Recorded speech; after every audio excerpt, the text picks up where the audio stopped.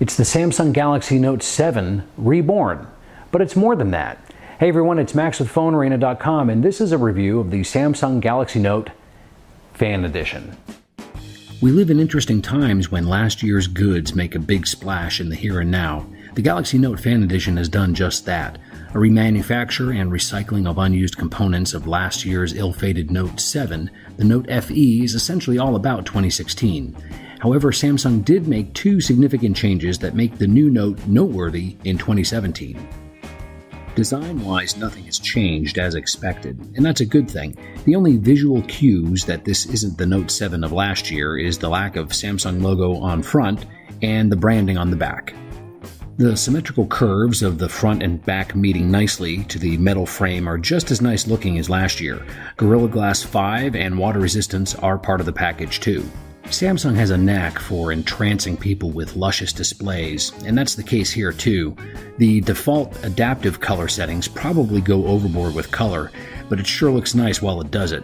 Adaptive settings let you change the color temperature a bit also, while cinema and photo settings cater to HDR video and standardized Adobe RGB color schemes. No matter what flavor you choose, the 5.7-inch display with a traditional 16:9 aspect ratio has the real estate to let you enjoy media or take notes with the S Pen.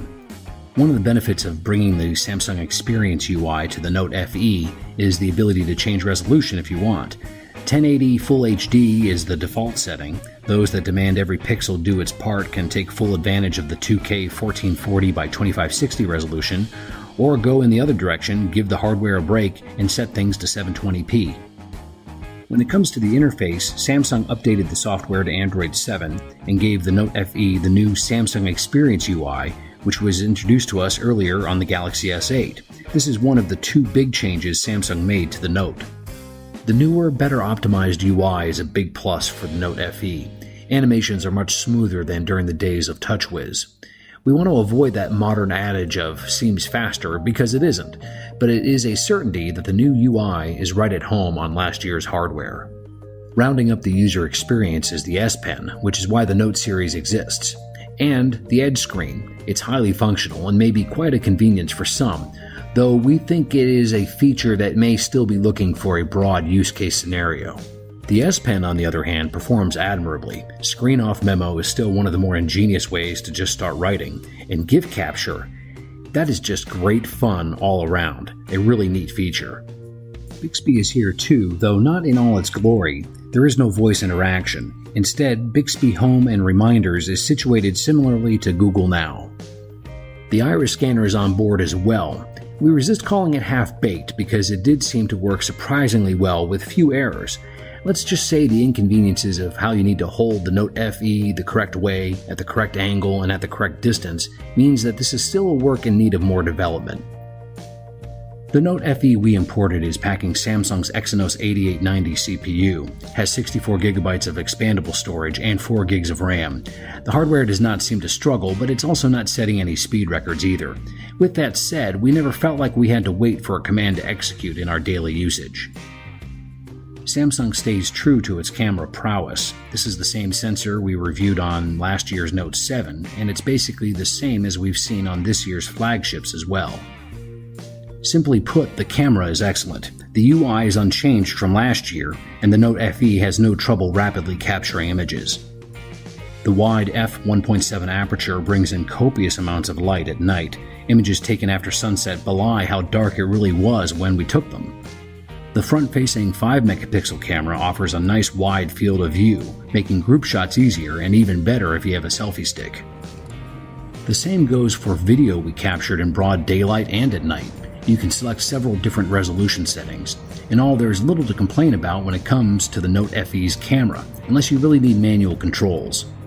The old-school aspect ratio is great for media consumption, especially for its size. Even as newer video ratios gain greater popularity, there's enough screen real estate to take it all in. The speaker, on the other hand, does not.